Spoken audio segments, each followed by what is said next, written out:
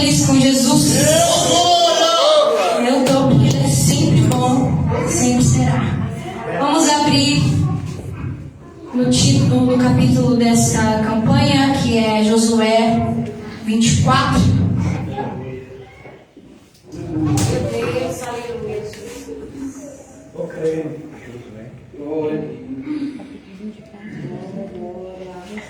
Josué 24, seu verso 23. Vai dizer assim: Deleitai, pois, agora, fora os deuses estranhos que há no meio de vós. Inclinai o vosso coração ao Senhor, Deus de Israel. E disse todo o povo a Josué: serviremos ao Senhor nosso Deus e obedeceremos a sua voz. Amém? Pode se assentar. Bom, eu acredito que todo mundo conhece mais ou menos a história de Josué. Quem foi Josué? Josué sendo o líder sucessor de Moisés para levar o povo de Israel até a terra prometida. Terra prometida é essa chamada Canaã. E os irmãos também sabem que essa promessa, no deserto, eles passaram 40 anos rodeando até conseguir entrar. Só que, quando Deus revelou essa promessa a Abraão, Ele falou há 400 anos atrás, quando essa promessa aconteceu, que o povo ficaria 400 anos cativo no Egito. Ou seja, 400 anos desde que a promessa foi lançada, mais 40 anos no deserto, até que eles pudessem entrar na terra prometida. Eu quero dizer nessa noite para você que, apesar do tempo, aos nossos olhos, da promessa do Senhor demorar, mas vai cumprir em nome de Jesus Cristo. E por mais, irmãos, que muitas vezes nós sejamos um empecilho para essa promessa chegar, por mais que muitas vezes a nossa desobediência, nossa incredulidade, como foi daquele povo, que nós possamos aprender com eles a fazer diferente. A fazer diferente, porque o Senhor nos capacita para acreditar e permanecer para a promessa se cumprir. Aquele povo passou 40 anos no deserto, um percurso que era para ser completo em 40 dias. Por conta da desobediência e da incredulidade, como vai dizer lá em Hebreus. Então, que a incredulidade e a desobediência não venha operar na sua vida, mas que você tenha certeza e viva com fé que a promessa do Senhor ela vai se cumprir na sua vida. Mas vamos continuar aqui, esse não é o tema, né? Então, aqui a gente se depara com Josué, seu capítulo 24, o último capítulo de Josué, onde agora o povo se encontra finalmente na terra prometida, em Canaã. E o primeiro verso vai dizer que Josué junta todo o povo, todas as tribos de Israel, juntamente com os líderes, os juízes, os anciões daquele povo. E ali Deus vai fazer, pela boca de Josué, relembrar, como bem foi falado pelo nosso presbítero Josimar, todas as conquistas que aquele povo havia conquistado segundo a vontade de Deus. E logo no primeiro versículo ele vai dizer que estavam reunidos em Siquém. Siquém foi o mesmo lugar onde Abraão recebeu a promessa quando ele saiu da sua parentela, que Deus foi lá resgatar ele da parentela, um povo a qual a Bíblia vai falar, o seu pai Terá, morava na cidade de Ur dos Caldeus, um povo que servia a outros deuses, um povo pagão, sua família era pagã, mas isso não impediu que Deus fosse lá e tirasse ele dessa cidade e levasse até Canaã. Não impediu que, mesmo sendo de uma família pagã, mesmo vindo de origens pagãs, que Deus o tirasse e o entregasse uma promessa que viveria e passaria de gerações em gerações. Então eles estão aqui agora em Siquém, o mesmo lugar onde Deus entregou a promessa a Abraão, onde Abraão ali vai erguer um altar enquanto passa por Canaã. E aí ele vai falar, Josué vai começar a trazer, a lembrar as pessoas quais as conquistas que Deus entregou, sendo primeiro essa, de Abraão já sair daquele povo, daquela terra, como fala no verso 2, que serviam outros deuses. E aí ele vai dizer, multiplicou sua descendência, dando Isaac, Jacó e Esaú. E mesmo eles indo para o Egito, Deus os tirou do Egito através de Moisés. Os egípcios perseguiram, mas sobre eles o mar os cobriu. Levou-os até a terra dos amorreus, foram destruídos, entregues em suas mãos, e eles possuíram a terra. Quando Balaque os quis amaldiçoar, foram abençoados. Indo para Jericó, os amorreus, perizeus, cananeus, heteus, gigareus, heveus e jebuseus os confrontaram, mas Deus entregou todas as terras nas mãos. E agora a gente vai se deparar no verso 13, onde Deus vai dizer: e eu vos dei a terra em que não trabalhastes, e cidades que não edificastes, e habitais nela, comeis vinhas e olivas que não plantastes. Deus falando, eu entreguei, fiz tudo isso por vocês. Dei vitória, dei vitória. Agora tem uma terra que entregue nas suas mãos. Você não precisa trabalhar, você não precisa edificar essa terra, porque ela já está pronta para você desfrutar. Terra de Canaã, conhecida como a terra que jorra leite e mel. Uma terra preparada, já preparada para você. Mas aí, esse povo se encontra agora na terra prometida, ganhou tudo, derrubou as muralhas de Jericó, conseguiu entrar na terra, né? Mas Josué vai indagá-los. E no verso 14, como também o nosso presbítero Josimar leu, vai dizer assim: agora, pois, temei o Senhor e serviu com sinceridade e com verdade, e deleitai fora os deuses os quais serviram os vossos pais além do rio e no Egito, e servi ao Senhor. Por que depois que conquistarem a terra, Josué vai chegar a dizer isso para eles? O povo do Egito, o povo de Israel, desde que estava no Egito, já era cercado por uma realidade de idolatria, servindo a deuses estranhos.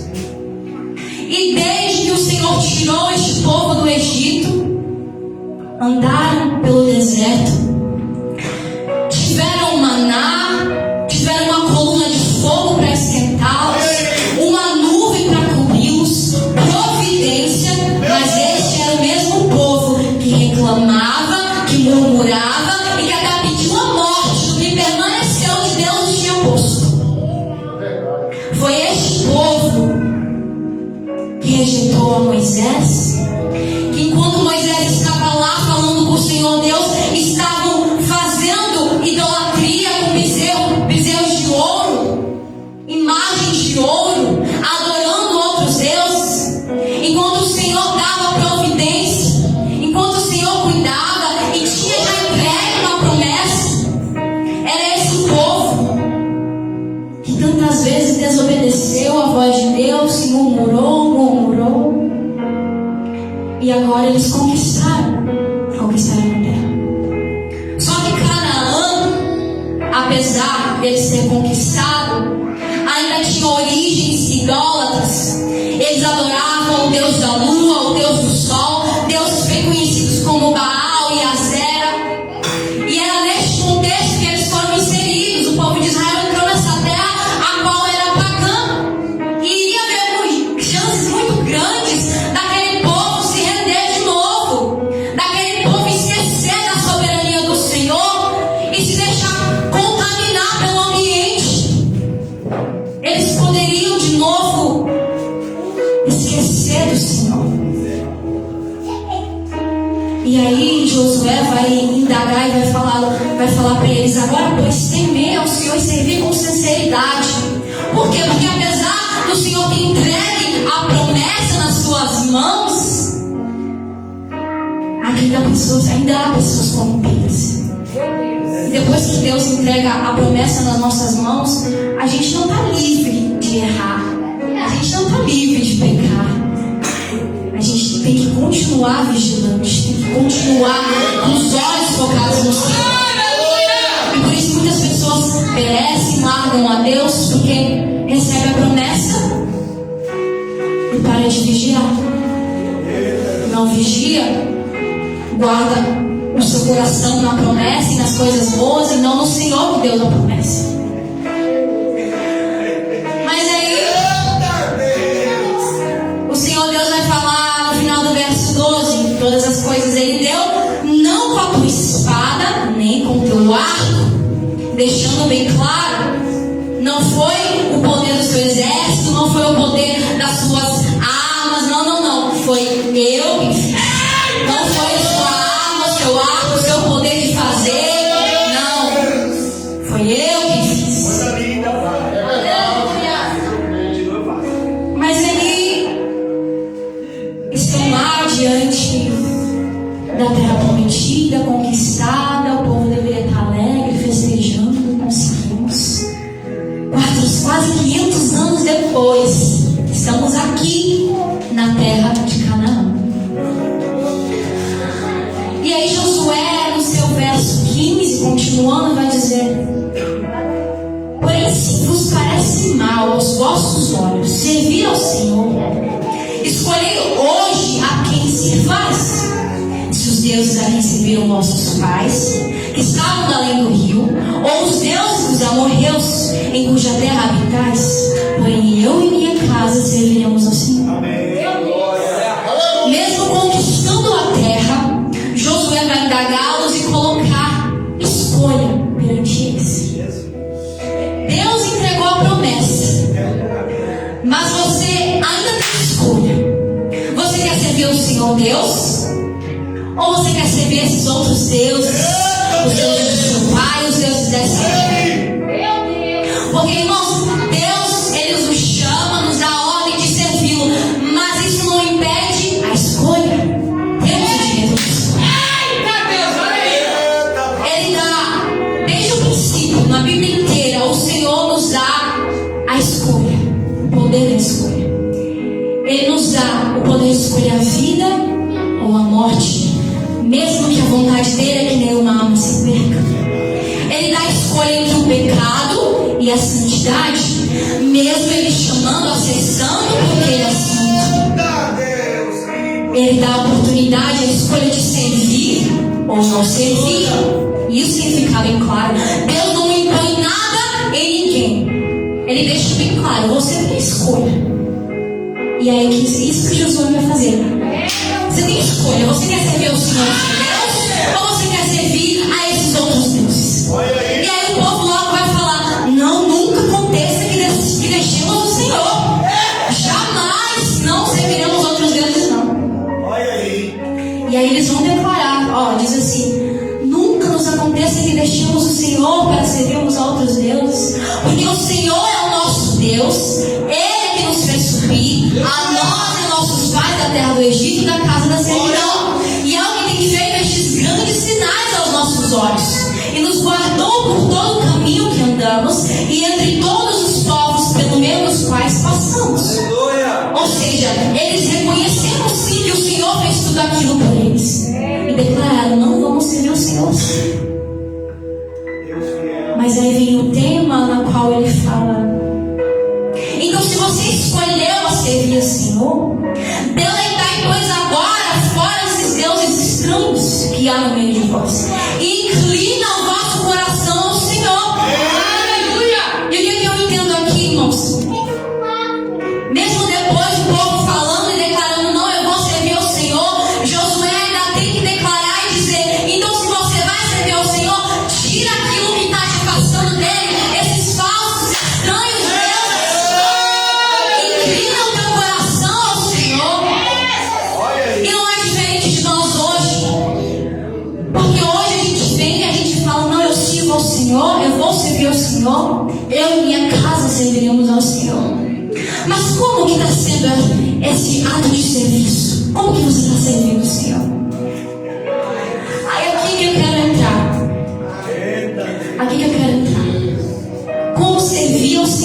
dizer: temer o Senhor e servir com sinceridade.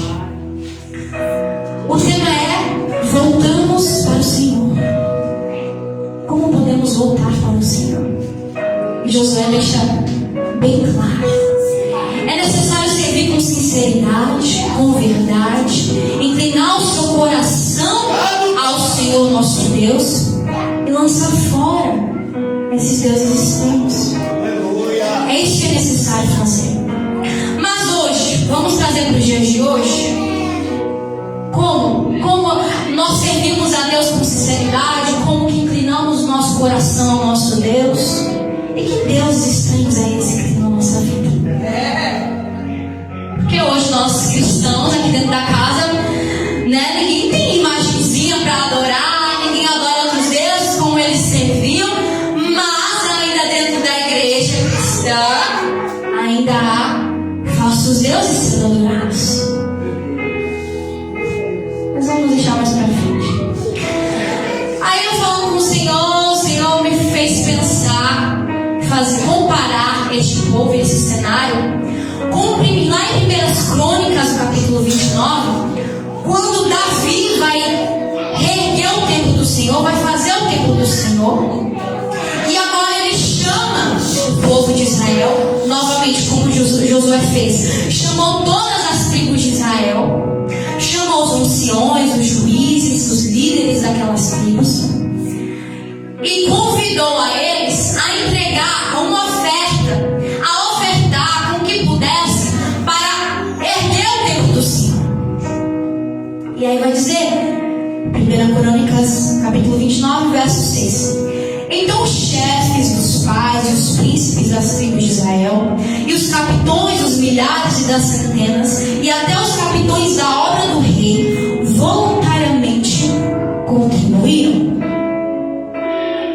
Aí no verso 9, do mesmo jeito que lá em Josué, o povo vai declarar que o Senhor é o Deus dele, que eles se conhecem, que vão servir, eles vão dizer assim, no verso 11: Tu és, Senhor, a magnificência, o poder, a honra e a vitória e a majestade, porque teu é tudo quanto há nos céus e na terra. Tu és, Senhor, o rei, tu te exaltaste sobre todos como chefe, e riquezas e glórias vêm diante de ti, e tu dominas sobre tudo, e na tua mão há força, poder, na tua mão está engrandecer e o dar força a tudo. Aleluia, Pai. Do mesmo jeito, esse povo vai declarar que o Senhor é o Senhor Deus deles, e que o Senhor faz todas as coisas, reconhecer a soberania e o poder de Deus. Só que tem uma diferença. Tem uma diferença neste povo de Israel agora e no povo de Israel naquele tempo de Josué. Porque, como eu falei, desde o Egito aquele povo anda murmurando, reclamando, com a providência debaixo das mãos dele, com o maná, com o fogo, com a nuvem, com a proteção. Aquele povo só resmungava. Para mim, eu creio que eles só queriam, buscavam, mas não entregavam nada. Não estava suficiente. Como o presbítero também falou, hoje em dia, pesquisa, o povo vem a Deus a pedir, quer, mas e entrega? Está equivalente? Mas a diferença que eu acho lindo é que esse povo, ele entregou tudo que tinham com sinceridade e com o coração voltado ao Senhor Deus. Olha o que vai dizer: e o povo se alegrou do que deram voluntariamente, porque com o coração perfeito voluntariamente deram ao Senhor. E também o rei Davi se alegrou com grande alegria. Eles entregaram voluntariamente o que eles tinham, diferentemente daquele povo que resmungava, reclamava, queria mais e mais e mais e não entregava nada. Eles entregaram tudo que tinham com voluntariedade. Aí no verso 14 vai dizer assim, olha que lindo: porque quem sou eu e quem é o meu povo que tivéssemos poder para tão voluntariamente dar semelhantes coisas? Porque tudo vem de ti e da tua mão te damos. Aquele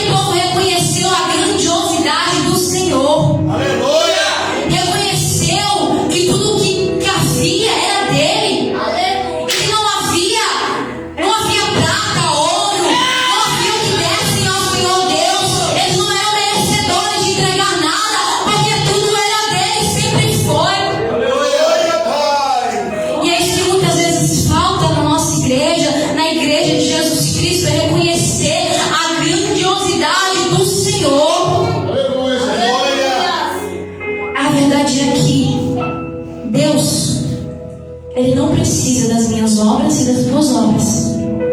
Deus, Ele não precisa de si.